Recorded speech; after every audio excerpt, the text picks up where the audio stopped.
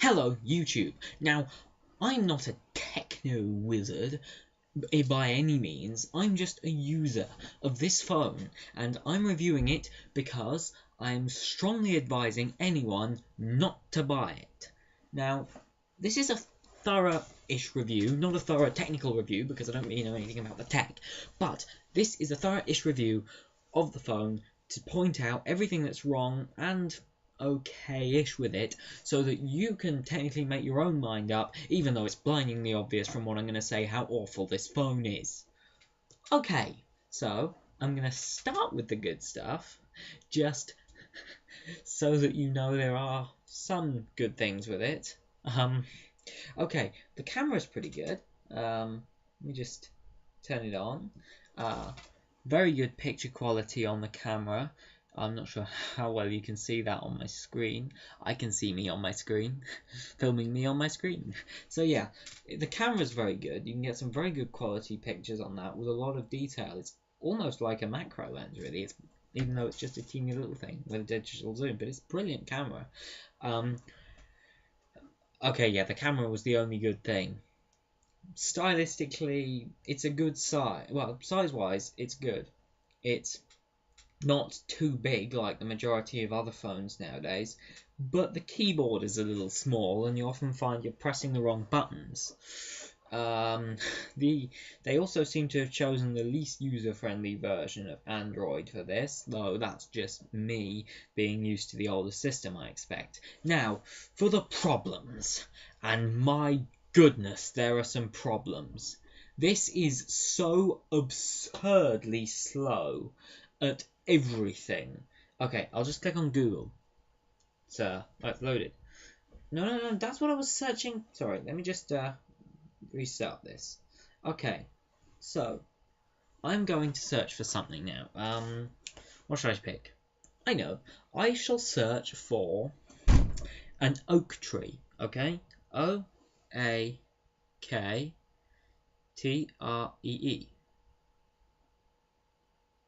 I'm waiting for the letters to appear. There they are. Usually I wait a lot longer than that for the letters to actually write. Okay, so now I click search, and it's searching, and oh, well that was weird, it actually came up instantly. It doesn't do that normally. Well, I was about to show you how ridiculously slow this is at searching, but amazingly, the search popped up straight away. Usually, and I'm not joking, you can be waiting about 2 or 3 minutes. Now if I click on the article, I click on the article, I'm pressing, okay, I'll press it once, okay, I'll wait. Yeah, it's come up with a blank screen. Yeah, that blank screen's not going to go. It's halfway through loaded. Still halfway. Still halfway. Oh, it's there. It's there. Whoa. This is actually much, much faster than usual. And of course it is because I'm doing my video now. Seriously, it's usually much slower than this. This is much faster than usual. But even so, by modern standards, it's insane. That took, I'm not entirely sure how long. I'll say about 50 seconds. Now, I'm just going to go on my laptop using the same Wi-Fi and search oak tree.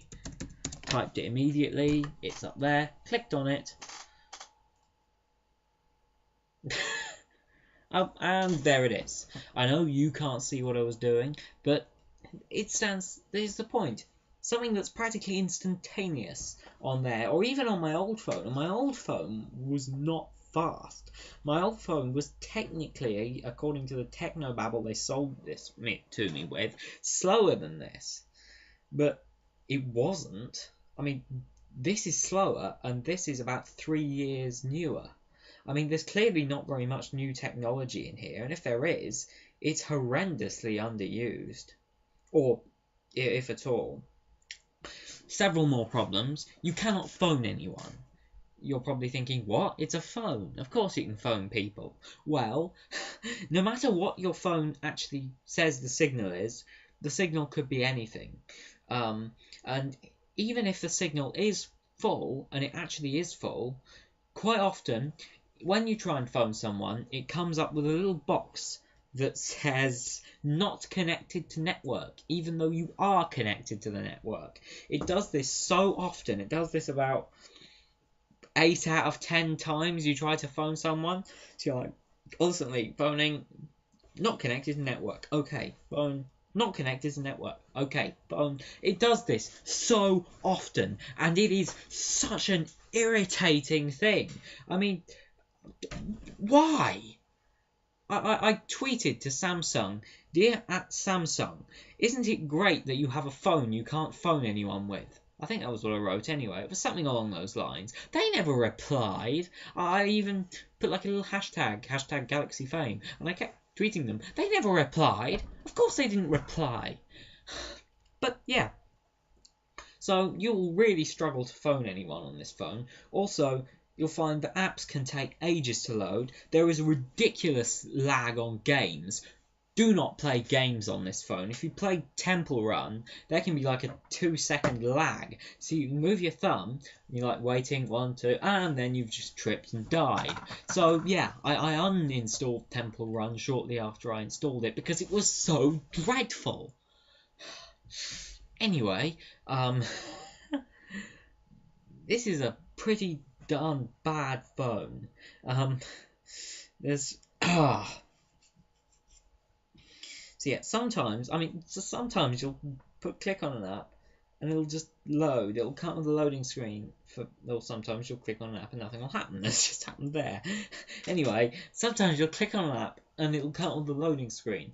Particularly games or things that take up a little bit more memory than your average app, like the Uno and Friends game.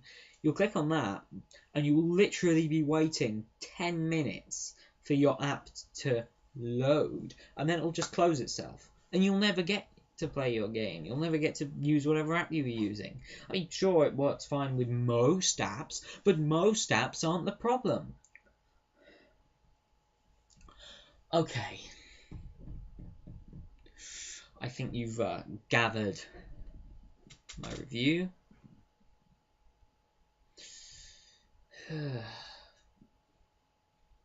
Also, irrelevant of signal, it can take a ridiculous amount of time to send texts.